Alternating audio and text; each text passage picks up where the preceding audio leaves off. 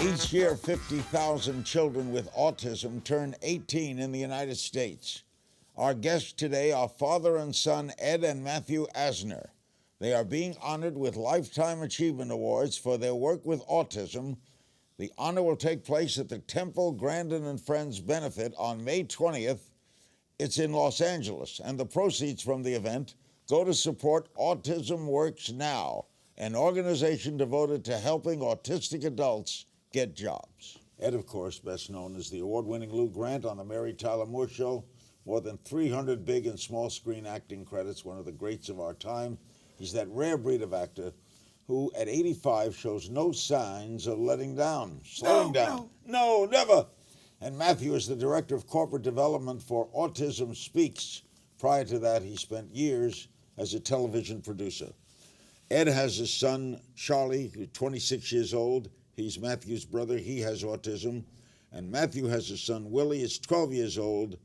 And so your grandson and your son have autism. And actually I have 3 sons because my wife has 2 sons as well. So we have 3 sons on the spectrum. Is it genetic, Ed?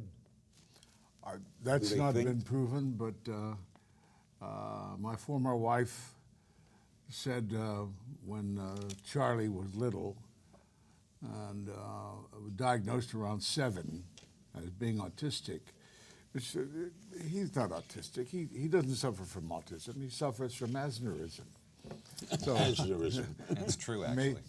Maybe it is. The curse of Ed Asner. Yeah. Do you think it probably is, right? I think it's a combination of genetics and environment. And give me a definition. What is autism? I've done a lot of shows on it. Give me a direct definition. Well, autism is a communications disorder where it presents itself with difficulty in communication and social situations. There's also a lot of comorbidities with autism. So what does that mean? Meaning stomach ailments or seizure disorders. So there's a lot that goes along with autism. And autism is a spectrum disorder. So you have one side over here, you have kids or adults that have very difficult time communicating, maybe no communication, no speech, and along the line you get better and you get better speech, you get more communication, and over here you have the CEO of a major corporation who also has difficulty because of his autism, but he's the CEO. He can adapt and work in the community. How's it diagnosed, Ed? How does a doctor know that a child has it? We had Charlie at UCLA for a series of tests. It took about a week or 2 weeks, overnights and all that. And I don't know how they tested him, what they tested him with, but in the end they said he's on the spectrum. So we then launched into the search to prepare him for life. And that seems to me that's all that autism should be, is merely finding the ways to prepare them for life, because after I'm gone, there's Charlie. And Charlie is an adult with autism, right? Yes. How well does he fare? Well, he is outspoken. That's kind of an example of his autism. He doesn't know when to shut up. Did he go through school and everything? Oh, yeah, he graduated high school, went to college. So he's kind of like you. Yeah. What does he do does he work? He is now involved with the Yale New Haven Hospital in their volunteer program. That's to give them various jobs within the hospital to accustom them to see if they pass the muster there and grade them as to how well they did, to prepare them for meeting the outside world and jobs. How troubled is Willie? Will has a little bit of a more serious disability, I believe. He's pretty intellectually challenged and probably won't get through high school with a diploma. So what's interesting about Will is that he's incredibly social. He can go up to anyone and talk to anyone about anything. Overly social? Yeah, probably overly social, yeah. If there was a woman here sitting with us, he'd want to come sit in her lap. he's 12, so that can become kind of a problem. What is Autism Works now? Autism Works now is an organization that is centering on something that's very important, which is work and employment. And we have a huge unemployment rate with people on the spectrum, and it's not getting any better because we're going to have 500,000 children and young adults coming into adulthood in the next 10 years. So organizations like Autism Works now are kind of centering on that as a key element of the future. Affects both boys and girls? Affects boys more than girls. 1 in 42 boys are being diagnosed on the spectrum, which is staggering. Yeah. And for girls, I believe it's much higher. It's a little bit higher. It's 1 in 262, I believe. Much higher. Girls, much higher. So it's more of a... Is it worldwide? It is worldwide, yeah. And it's believed that about 2.5% of the population of the world. Is there a lot of... In the beginning, for instance, it was notable. There were no black children, very few Hispanic children. But the word wasn't getting into the barrios and into the ghettos to look for it and to discover it. And believe me, it's occurring there in, I'm sure, equal proportion. We're still having trouble diagnosing children in under-resourced Is there areas. a lot of misinformation about it? Sure.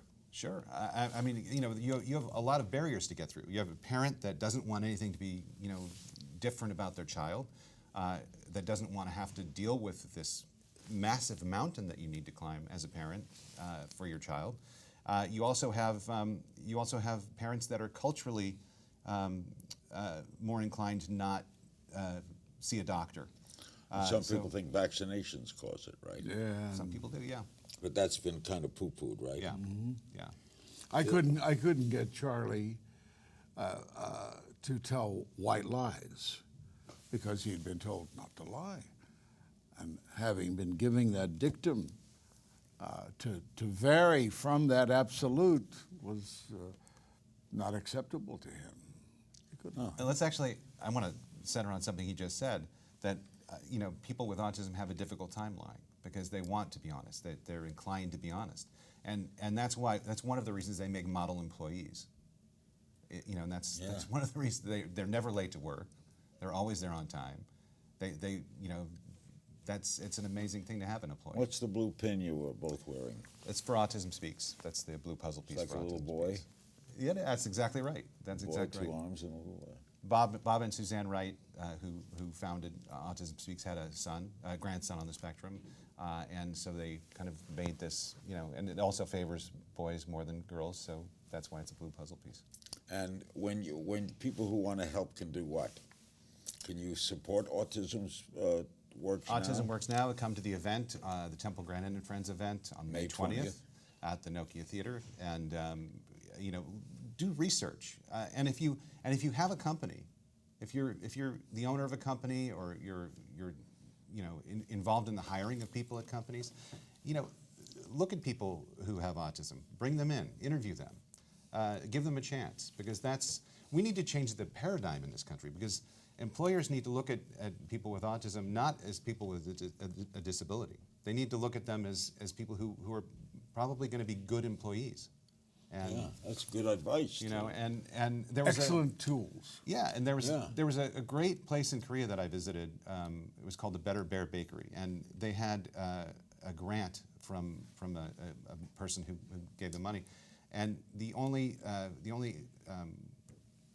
condition of giving them the money was that they had to only hire people with autism. So this entire company is run by people with autism, and it's an incredible thing to witness. You supported Obama. Does the government do much in the way of funding for autism? I gather that they've improved, but they still have a long way to go. We still have a long way to go. I mean, we still lag behind other disorders, in terms of funding. Autism Speaks has funded more research and science than the NIH has. We still have a hill to climb. We still have a lot of legislation to pass. Is there treatments? Is there medication? There are medications.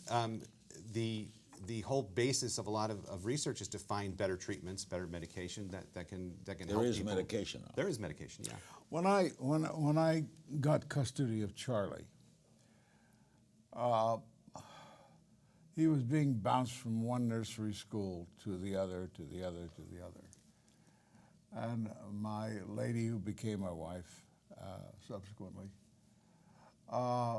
we'd go to pick him up from his mother, and she would work on his math while she was driving him, making up for what he was not picking up in schools.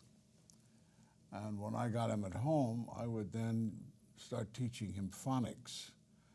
And he's got a wonderful command of the language, and we made up for what he was being denied in treatment at school.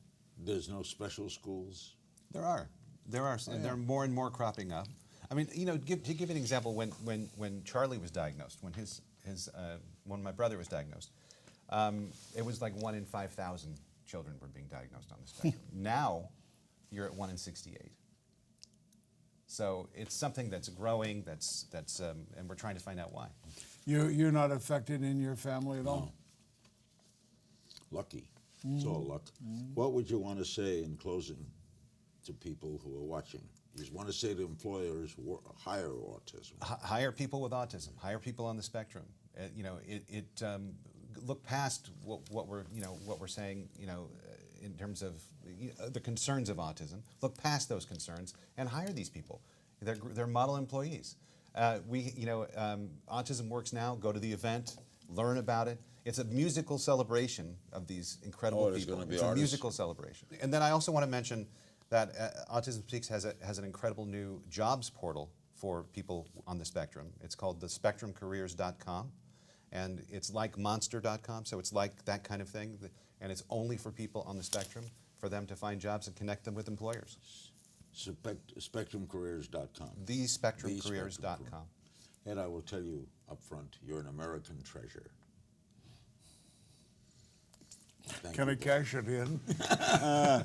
No, they don't give. Yeah, they don't give. You only get a Presidential Medal of Freedom, though. Oh. Come on. Thank you. Thank you both very much. Thank you very much. Thanks to my guests, Ed and Matthew Asner. I salute what they're doing for Temple Grandin and Friends. They're going to be honored at Club Nokia in Los Angeles on May 20th. To attend the benefit, go to templegrandinandfriends.com. That's GRANDIN, templegrandinandfriends.com. And we'll see you next time.